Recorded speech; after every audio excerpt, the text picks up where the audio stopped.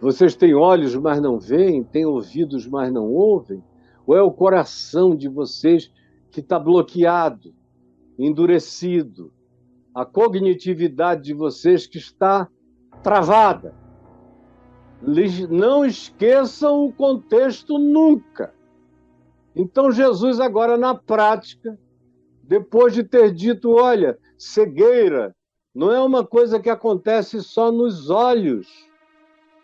A verdadeira cegueira acontece na mente, no coração. É uma mente que perdeu o poder da consideração, da compreensão, porque as emoções, o coração ficou empedernido.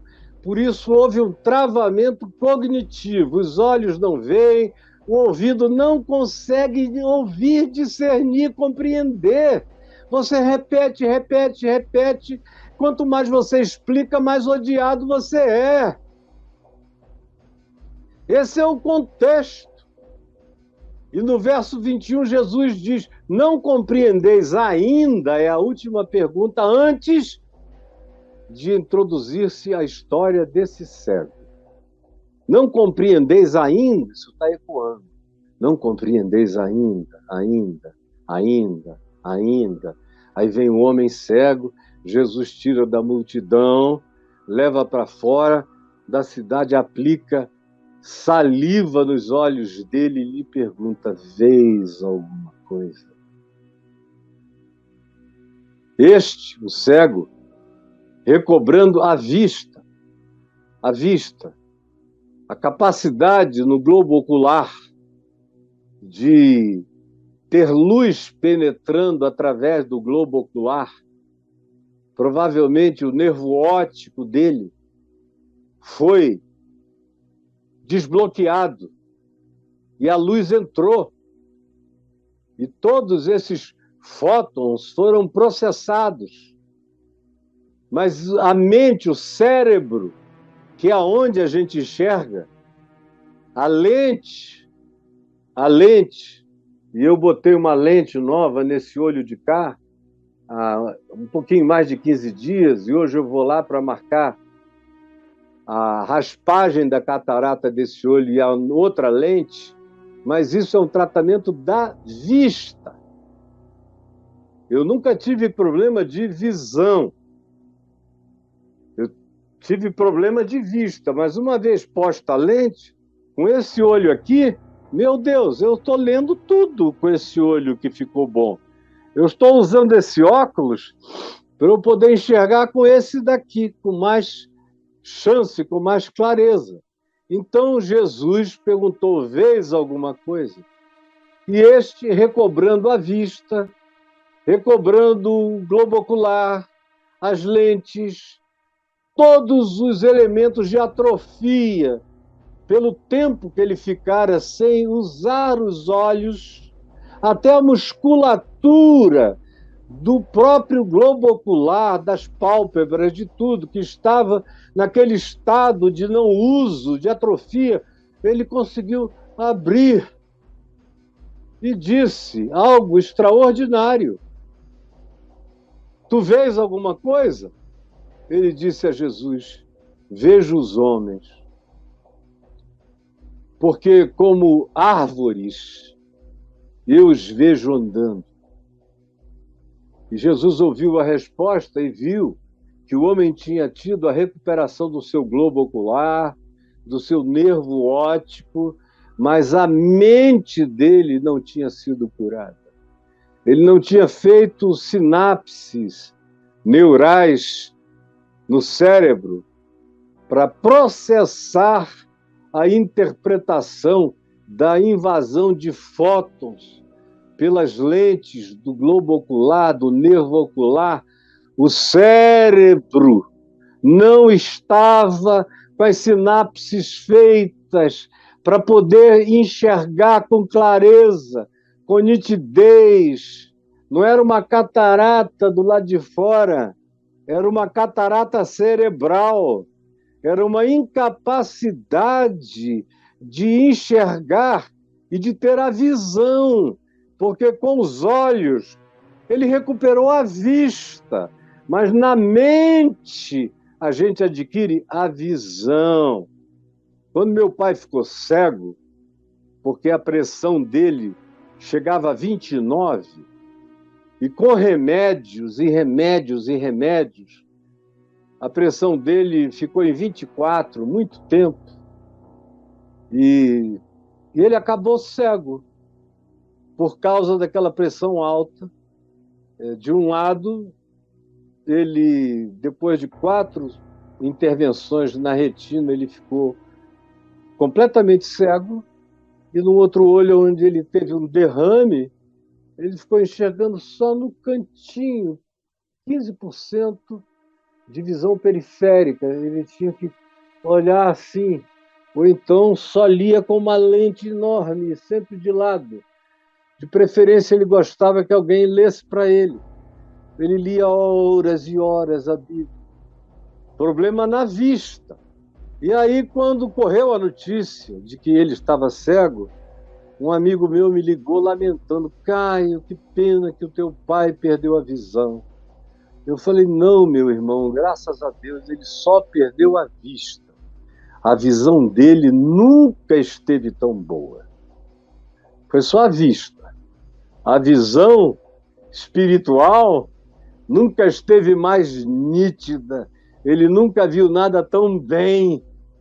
E ele vai ter visão cada vez melhor até morrer e ver a glória. O problema dele é de vista, não é de visão. Então Jesus viu que o problema do homem era a vista. Botou as mãos agora na cabeça dele. Na cabeça. Antes foi no globo ocular a saliva, agora impôs as mãos no cérebro. E disse: vês alguma coisa? Essa mão que imposta cria sinapses nos pontos exatos e recupera a visão do homem. E ele responde, diz o texto, recobrando a vista por inteiro, ou mais precisamente a visão. Ele respondeu: vejo os homens, porque como árvores os vejo andando. Então, novamente, Jesus pôs as mãos sobre os olhos e ele, passando a ver claramente, ficou restabelecido e tudo distinguia de modo perfeito. Ele já não confundia homens com árvores, homens com coisas, com objetos. E Jesus estava fazendo isso por quê? Não compreendeis ainda? Essa cura é uma parábola da vida real de Jesus para os seus discípulos. Não compreendestes? Discípulos que não compreendem nunca, que não entendem jamais, que têm um coração, parece que empedernido. Discípulos que têm olhos, mas nunca conseguem ver nem o óbvio. Discípulos com capacidade de ouvir, mas com problemas cognitivos para entender. E é por isso que ele, quando chega em Betsaida, deixa essa pergunta para eles: não compreendeis ainda? E entra e trazem a ele um homem cego. E não é à toa. É uma parábola. E Jesus faz e cura aquele homem, e cura em 2 vezes. É uma cura processual. Provavelmente seja a única cura processual narrada nos evangelhos. Porque em João 9, o cego de nascença é curado instantaneamente. Lavou-se no tanque de Siloé e viu tudo e ficou desesperado de alegria e de gratidão. E todos os outros que saíam correndo, eu vejo, os paralíticos, que de repente se diz de um salto pôs-se em pé, ou o cego Jericó, Bartimeu, cego mendigo, que foi curado e instantaneamente voltou a ver. A ênfase é quase sempre no instantaneamente. E imediatamente aconteceu. E ficaram os leprosos purificados na hora. Lázaro morto, podre, vem para fora e ele sai completamente restaurado. Não houve processualidade.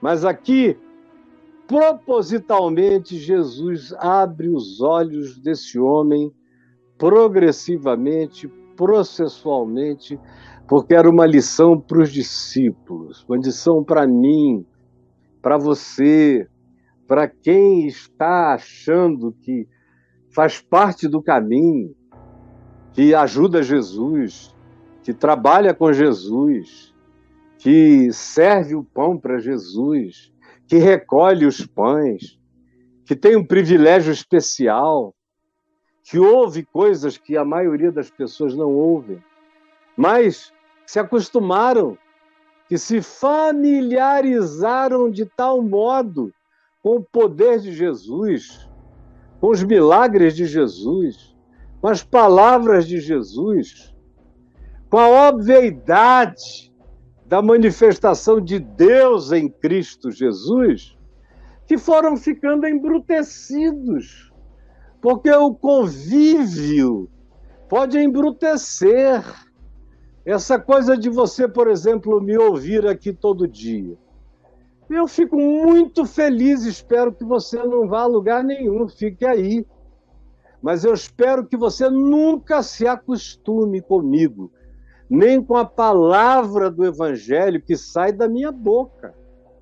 Porque no dia que você se acostumar com essa palavra simples do Evangelho, que eu prego todos os dias para milhares de pessoas, é a minha vida inteira, com toda a alegria do meu coração, esse é o prazer dos prazeres, esse é o gozo dos gozos da minha vida.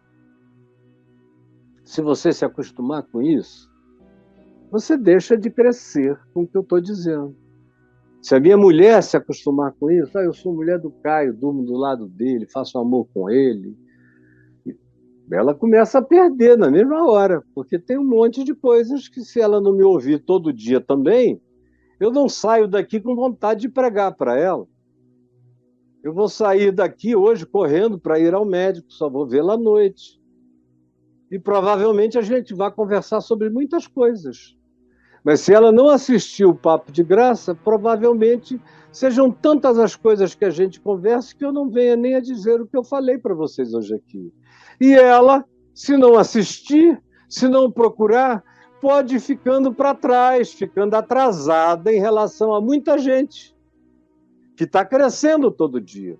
Mas toda vez que eu encontro alguém que diz, o Caio, eu ouço todo dia, a minha vida inteira, eu sei que, em geral, essa pessoa já parou de ouvir. Mesmo quando ela ouve, ela está ouvindo como aqueles discípulos, que têm ouvidos, mas não ouvem, têm olhos, mas não veem, não compreendem mais tudo, não discernem, se acostumaram. Esse costume embrutece a cognitividade, dá as coisas como óbvias. A expressão em inglês é: a pessoa passa a achar que aquilo está garantido. Take that for granted. Fica pensando que aquela compreensão está garantida e não está. Você pode se embrutecer, você pode descompreender, você pode perder a sutileza da compreensão.